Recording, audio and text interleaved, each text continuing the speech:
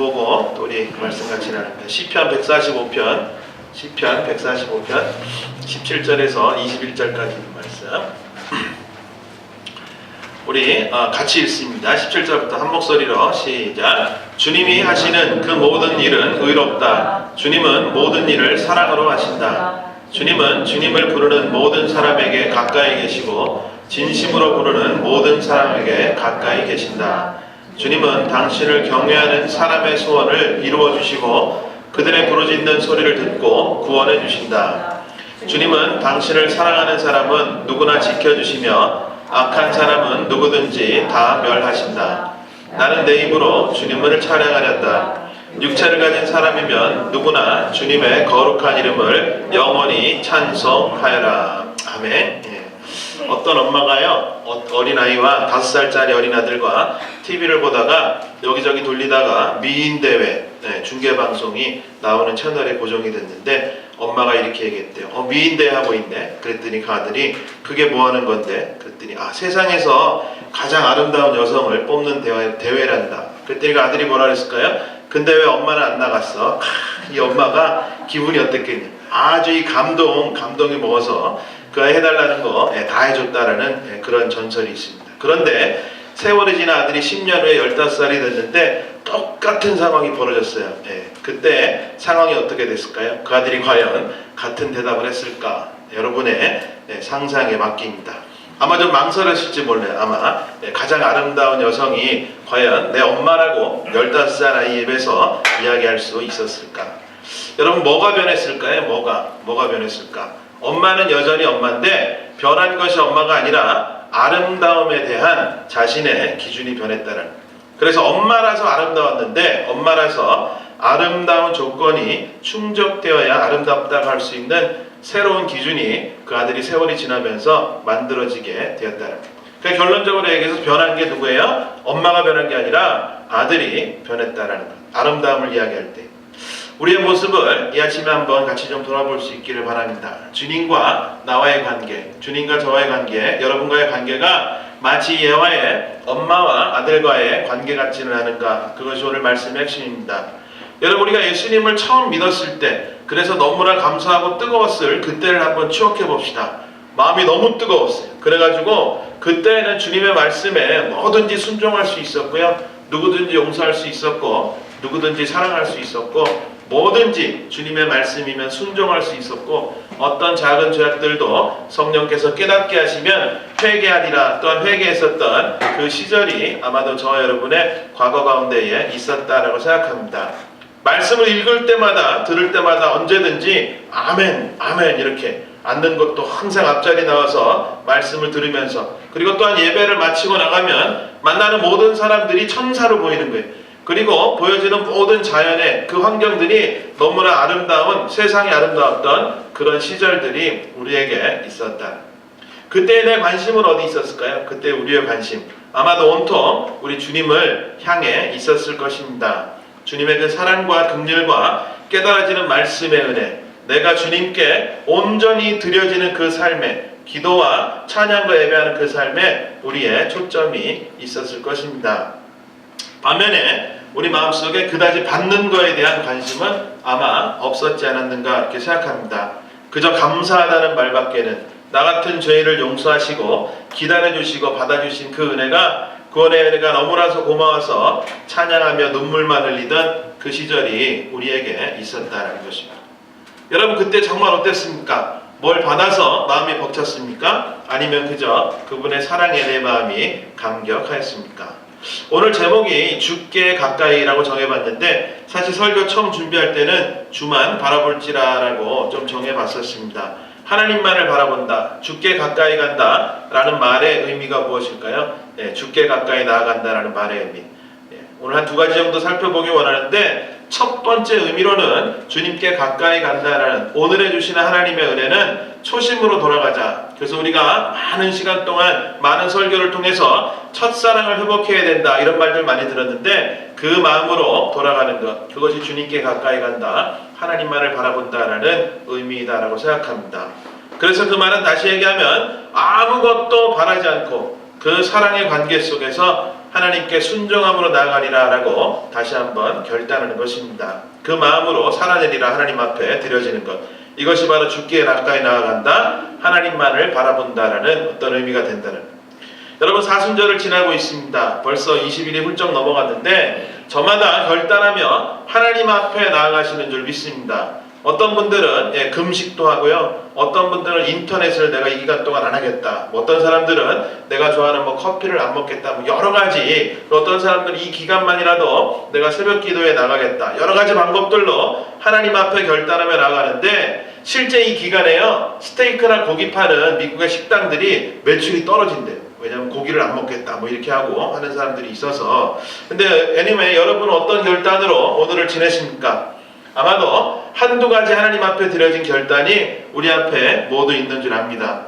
금식을 한번 예를 들어봅시다. 저도 지금 이렇게 날짜 정해놓고 금식하고 있는 중입니다만, 금식을 어떤 식으로 결단하느냐 하는 것, 그걸 한번 생각해 보자는.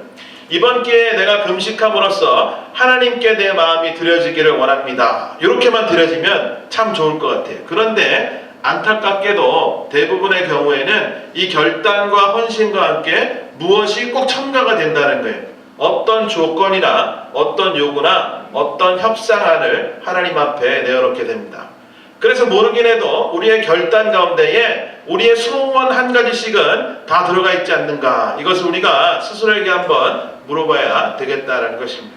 이번 기회에 내가 금식함으로, 이번 기회에 내가 헌신함으로, 이번 기회에 내가 이만큼 물질을 드림으로, 이번 기회에 내가 새벽 예배에 참석함으로 내 소원 한 가지는 꼭 이루어졌으면 좋겠다. 내 어떤 결혼의 문제를 해결해 주시든지, 재정적인 어려움을 풀어주시든지, 아니면 내 병을 반드시 고쳐주실 것이다 라는 등등의 무언가 좋은 일들을 이루어 주셔야만 한다라는 소원을 넘어서는 어떤 협박 같은 것이 혹시라도 우리의 결단 가운데 들어있지 않는가 살펴보아야 된다는. 여러분, 정말 주님께 가까이 나아가고 싶으십니까? 주님만 바라보길 원하십니까? 아무도 대답 안 했는데 속으로는 다 하셨을 거예요. 초심으로 돌아가라, 첫사랑을 회복해야 합니다 라고 하는 것은, 그렇다면 우리의 이런 조건이 달린 헌신의 모습들을 통회함으로 회개함이 먼저 하나님 앞에 있어야 하는 줄 믿습니다. 조건을 다 떼어내야 합니다. 그런 면에서 예수님께서 어떻게 행하셨나 우리가 분명히 또 생각해 봐야 됩니다.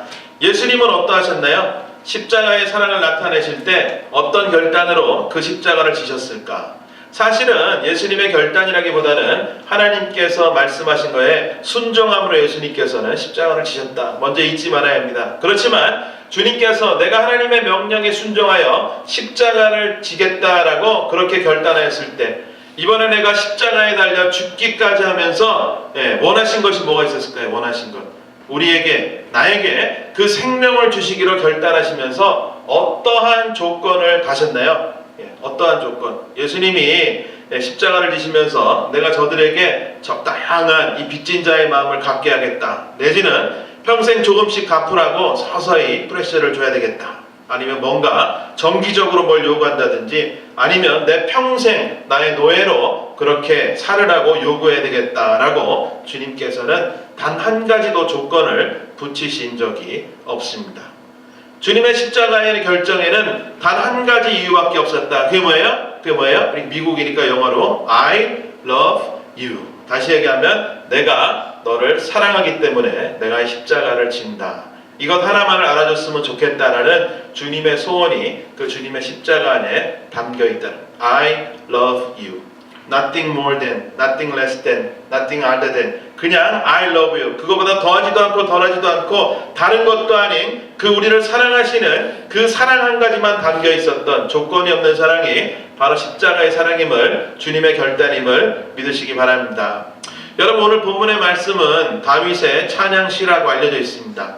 특별히 시편 145편부터 마치는 150편까지 6장은 하나님만을 전적으로 찬양하는 내용으로 구성되어 있는 어떤 그 찬양 시리즈, 경배와 찬양 시리즈의 시편이 이 6장이다라고 그렇게 학자들이 이야기합니다. 그래서 실제로 프레이즈라는, 하나님을 찬양한다, 송축한다라는 말이 46번이나 등장하는 그러한 시편의 6개의 책 중에 가장 첫머리입니다.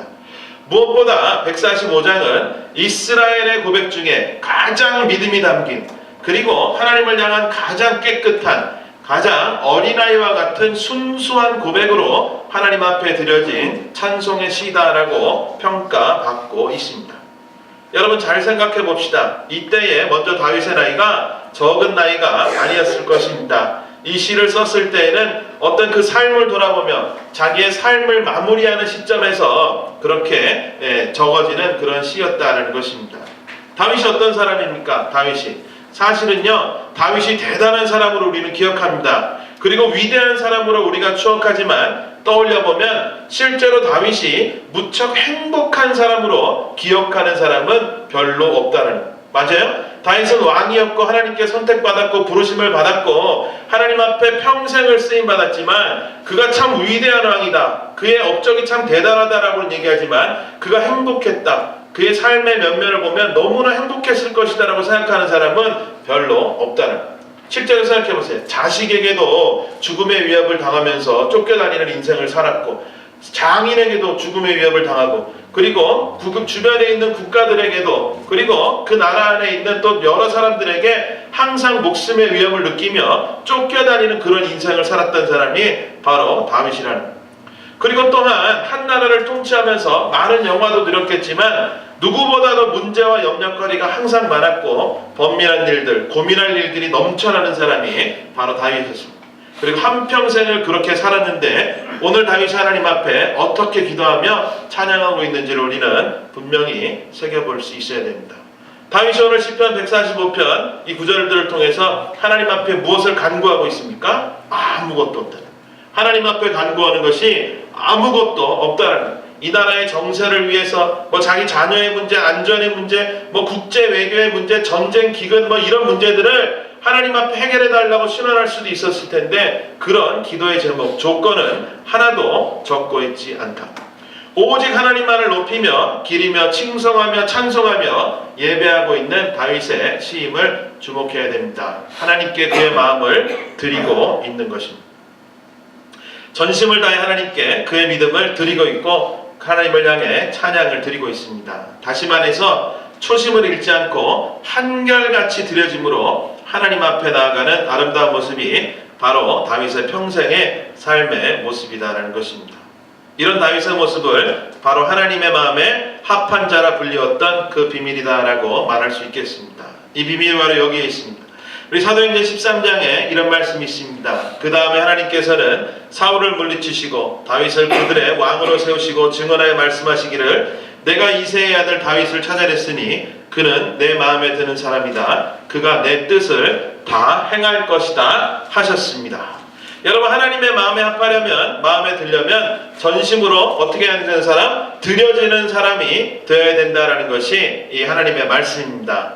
내 뜻을, 하나님의 뜻을 행하는, 부분적이 아닌 다 행하는 사람, 오늘 말씀에 다 행하는 사람, 그는 내 마음에 드는 사람, 그가 내 뜻을 다 행할 것이다.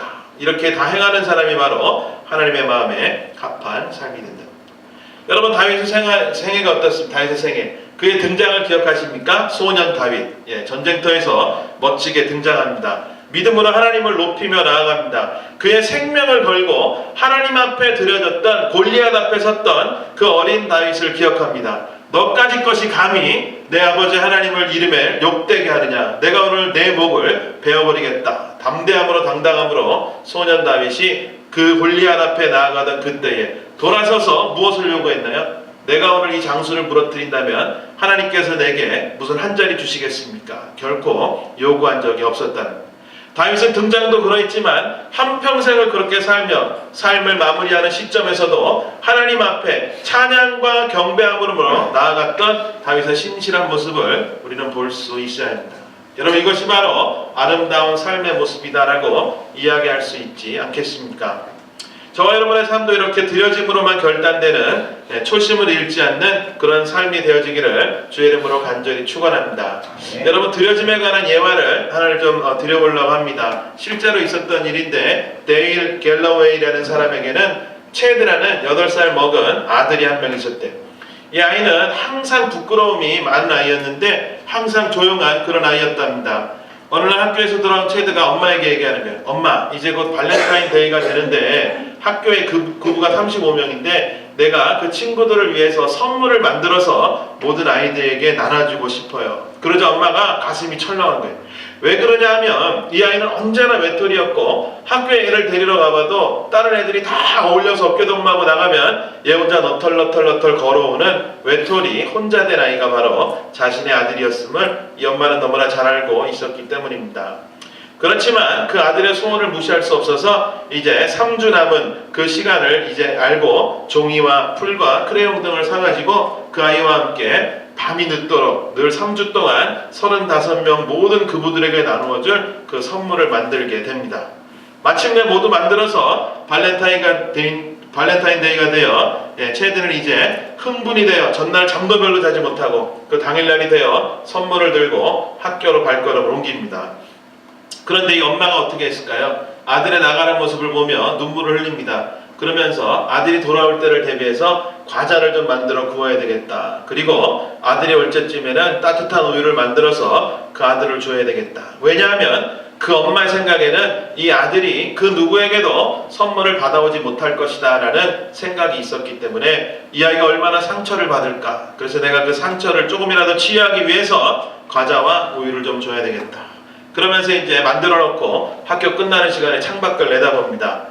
근데 아니나 다를까 여느 때와 다르지 않게 다른 동네의 아이들은 서로 삼삼오오 모여 받은 선물들을 손에 들고 즐겁게 집으로 가는데 자신의 아들 체드는 손에 아무것도 들지 않은 채 혼자 걸어오는 그 아들을 바라봅니다. 그 엄마의 마음이 어땠을까요?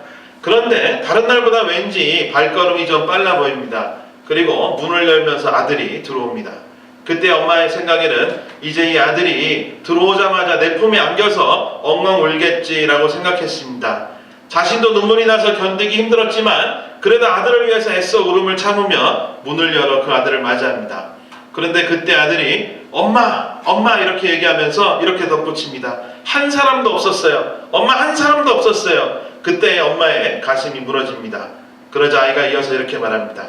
한 사람도 빠진 사람이 없었어요. 내가 준비한 그 선물을 모든 아이들이 받았다고요 라며 해같이 빛나는 얼굴로 그 엄마에게 말을 했다고 합니다. 여러분 누가 이 아이를 바보라고 할 수 있겠습니까? 진짜 나눔의 행복이 무엇인지를 알았던 이 아이는 아마도 남은 평생을 그렇게 살았을 것이다 저는 생각합니다. 어쩌면 세상의 모든 사람들이 마치 체드의 엄마와 같이 저와 여러분 우리 믿는 사람들을 대할지 모르겠습니다. 측은하고 불쌍하게 여길지 모릅니다. 우리의 손을 보며 아무것도 우리가 준 것이 없음에 혀를 차며 불쌍히하며 연민을 느끼며 동정심으로 우리를 바라볼지 모릅니다.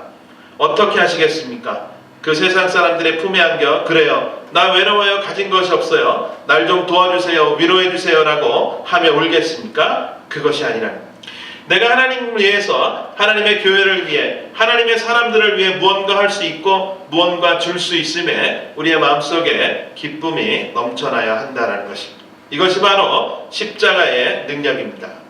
결론지어 말씀드립니다. 우리 설교 첫 부분에 엄마와 아이에 관한 이야기를 함께 생각해 보았습니다.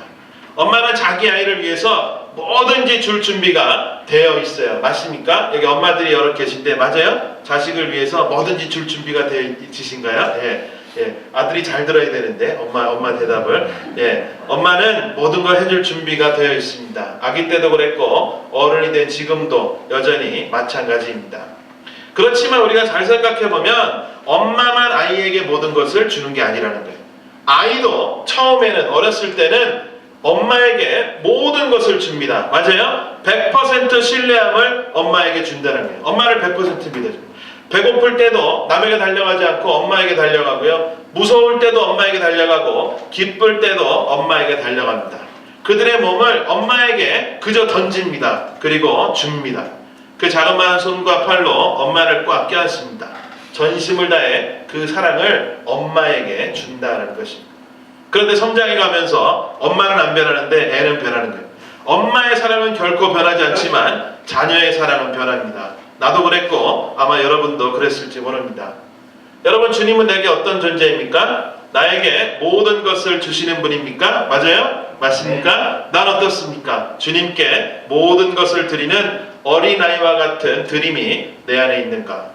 여러분, 뭐 줄 때만 달려가는 것이 아니라 무서울 때도 달려가고 기쁠 때도 달려가고 내 온 몸과 마음을 아낌없이 주저하지 않고 주님께 드렸던 그 초심이 아직 내게 있는지 우리 아침에 함께 살펴볼 수 있기를 바랍니다. 사람과 사람과의 관계도 마찬가지입니다. 여러분, 관계가 왜 깨어집니까? 관계가 처음에 아름다운 관계, 사랑의 관계는 처음에 시작은 어떻게 해요? 주는 것에만 관심이 있는 거예요. 주는 것에만. 그래서 손에 있는 것을 바라보는 것이 아니라 손에 있는 것을 다 놓았을 때 서로의 산을 맞잡을 수 있는 것과 같이 주는 것에만 서로 관심이 있다가 점점 마음이 어떻게 변해요? 왜 주질 않는가에 관심이 옮겨가면서 관계가 깨어지게 됩니다. 근데 요즘 세상은 그것보다 더 문제가 아예 시작을 이 사람은 나에게 뭐를 해줄 수 있을까? 나는 이 사람에게 무엇을 얻을 수 있을까라는 것에서 시작하니까 이 관계는 쌓이지도 못하고 깨지는 그런 경우가 얼마나 많은지 모릅니다. 여러분, 주님께 가까이 간다라는 또 다른 의미, 그것이 주님의 십자가 앞으로 나아간다라는 뜻입니다. 그 십자가의 메시지대로 살아가겠다. 맞아요? 그 메시지가 무엇입니까? 십자가의 메시지. 십자가의 메시지는 모든 사람이 주는 삶을 살 때에 모든 사람이 받는 삶을 사는 것이다 라는 것이 십자가의 메시지입니다. 맞아요? 여기 있는 모든 사람이 서로가 서로에게 받는 것을 원하는 것이 아니라 모든 사람들이 서로에게 무언가를 주기를 노력하며 실제로 주며 살아간다면 결국 모든 사람이 어떻게 된다고요? 받는 사람이 된다는 것. 이것이 십자가의 메시지가 된다는 것입니다.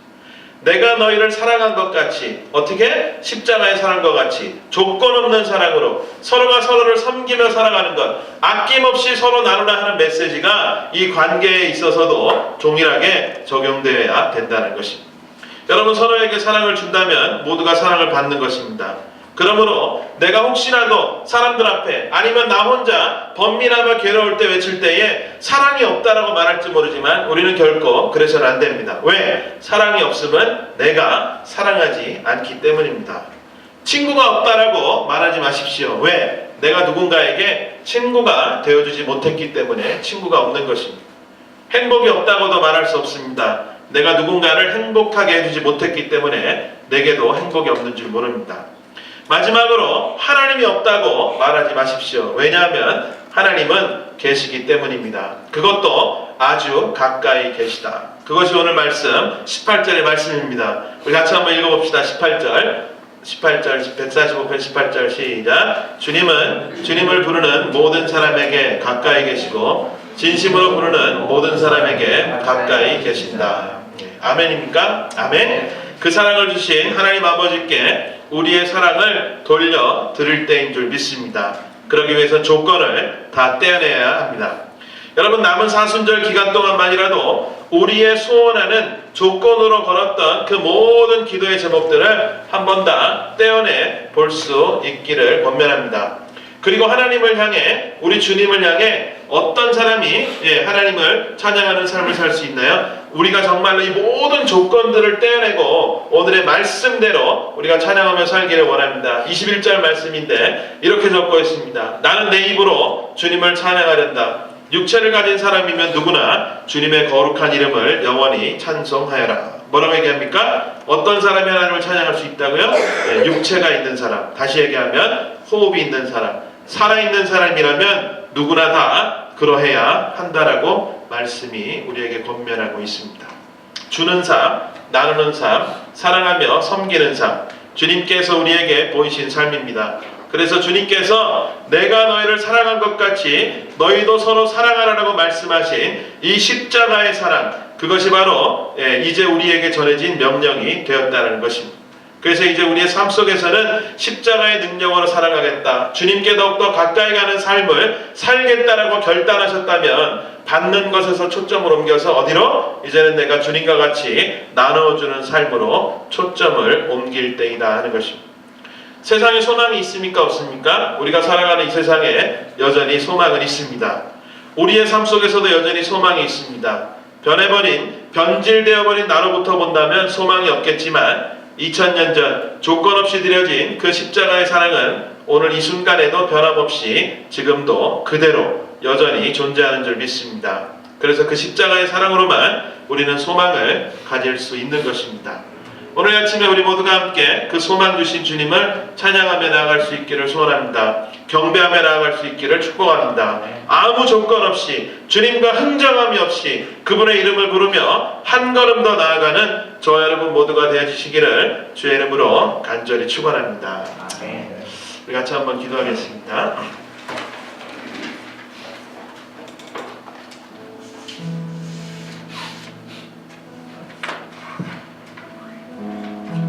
저 카메라를 좀 꺼주세요.